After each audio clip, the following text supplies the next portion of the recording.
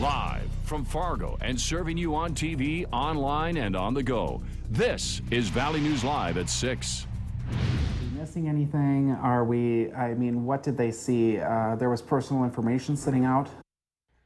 A Fargo man called our whistleblower hotline, upset that maintenance crews entered his apartment without his permission. Thank you for joining us tonight. Justin Kittleson is his name. He's worried his personal information may have been stolen. He says he called us after his apartment company, Valley Rental, continued giving him the runaround. Valley News Team's Bradford Eric finds out what happened and why no one is taking responsibility.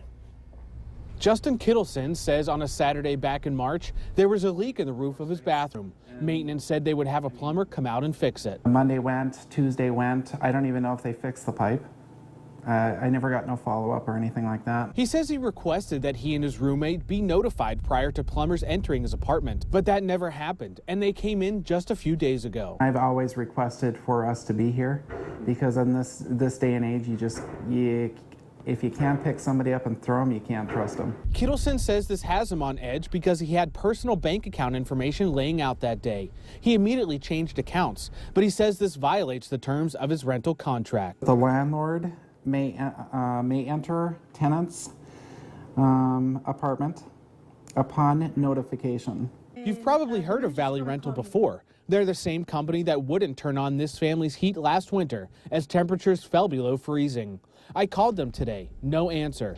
So I went to the office, and a woman met me saying Valley Rental had no comment because there was no wrongdoing. But I asked her several questions, which she answered. She says the contractor did in fact call Justin Kittleson prior to arriving, a call that Kittleson says never happened. Bradford Eric, Valley News Live. Kittleson says he's changed his bank account information. He also says he actually likes his apartment, but consulted a lawyer just in case Valley Rental tries to evict him. If you need help in your community with an issue, call 701-237-6576. That's our whistleblower hotline. And leave your tip. A member of our investigative team will get on the case and go to work to expose the truth. Given the growing concern over the opiate epidemic in our area, just recently we told you about a mom who found a syringe on her lawn. Now, another mother has anonymously come forward saying she found a syringe at a local fishing spot. That mom found this syringe on a path at the North Dam near the old toll bridge in Fargo. In her Facebook post, she says, quote, "We need to figure out what we can do to come together as a community to address this epidemic in our area. This is not okay for me to show up to one of my favorite fishing spots, a spot where lots of families show up with their young children, and find a used syringe." The mom did what she thought best and called the Moorhead Police Department to properly dispose of the syringe. We also talked to Moorhead Police, and they tell us you can call them if you find a syringe. However, they will not test it later for illegal drugs because it's not part of an investigation. What started out as a controlled burn turned into a big problem today. Crews are still on the scene of a fire that they've been battling all afternoon. It's east of Highway 9 near the Buffalo River State Park. Valley News Team's Giovanna Seavich is on the scene in Glyndon with the very latest. Giovanna? Mike, Andrea, crews were out here battling this control burn for about 3.5 hours, and just before 5:30 they were about to leave. Now the call for this control burn came out just before 2. Nature Conservancy was doing a control burn when it spread from the south side of 17th Avenue here in Glyndon to the north side. Now there was a house on the north side of the control burn. Crews were able to evacuate the family out safely. After they evacuated the family, they were doing a burn ban that way to make sure that the fire doesn't spread any longer. Now, as I mentioned, crews are gone, but they still will be monitoring the area for tonight. Reporting live in Glyndon, Giovanna Seavich, Valley News Live. All right, thanks, Giovanna. You can stay up to date on this story by following us at valleynewslive.com. Very quiet and sunny out there today. Let's head over to Hutch Johnson for a first look at those temps. Hutch? Thanks so much, Andrea. Temperatures are as forecast, mid-70s, what we hit today in Fargo, and our view of our tower cam today caught the fire that you just spoke of out to the west. Here's a look at the radar. Everything very quiet with temperatures generally in the low to mid 70s. A few are in the upper 60s to the east.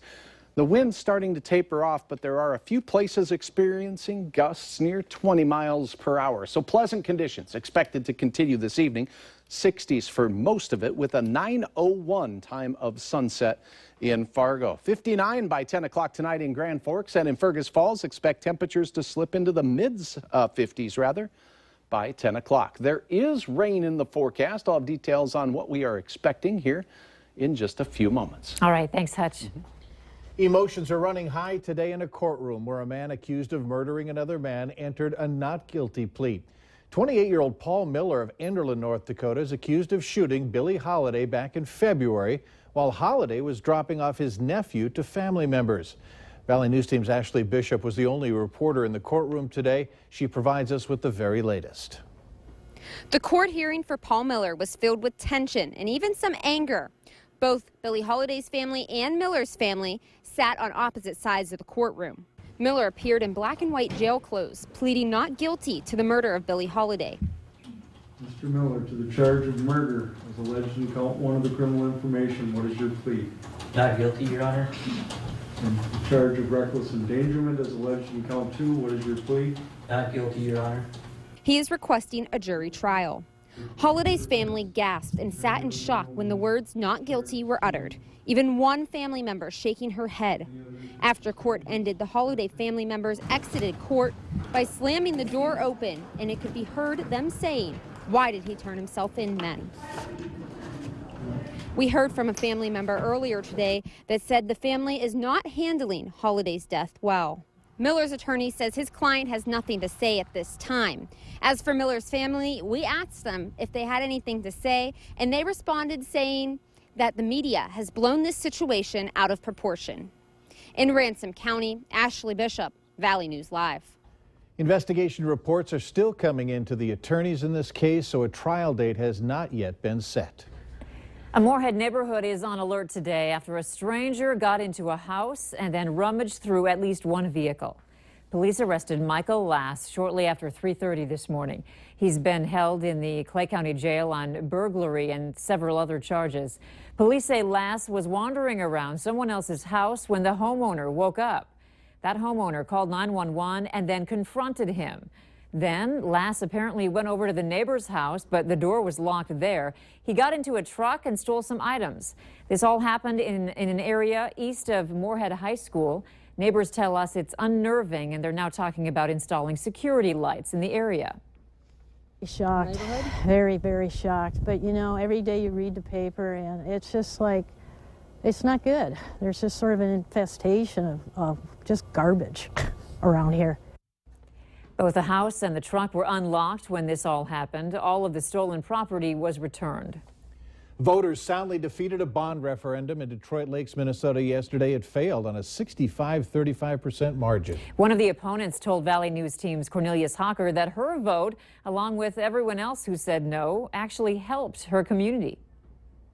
Taking our money and using it the way they want and acting like they know better than us. Marsha Shannon is one of the more than 3,000 people that voted no on Detroit Lakes Schools referendum. This is one tax, but what happens in another 2 years, 3 years? Taxes never go down. Shannon says extra taxes meant to help children will actually hurt them because most families can't afford to pay more taxes. Those who were for the referendum pointed to aging buildings, like here at the middle school, spaces not meant to be classrooms being used for classrooms, and overall, lack of space for students, faculty, and staff. The unfortunate part is the issues are only going to get worse. We have our final storage closet being converted into a classroom, and then we're not sure what to do next.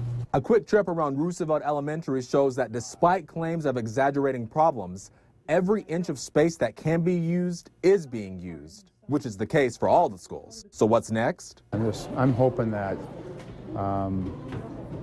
the community gets cohesive, works together, and comes up with a plan, because that's what we need and that's what we want. The lawyers, the doctors, they can afford it, and maybe they want a Taj Mahal for a school, but you can have the most beautiful school in the world, but what makes the education are the teachers and the people within that building. Cornelius Hawker, Valley News Live. The earliest another vote could be held is in November during the general election.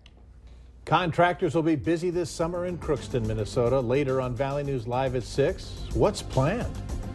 Beautiful weather this midweek day here in the northern plains. It does look like our temperatures will stay warm, but we'll have an increased chance of showers and thunderstorms. Your hour-by-hour details are next.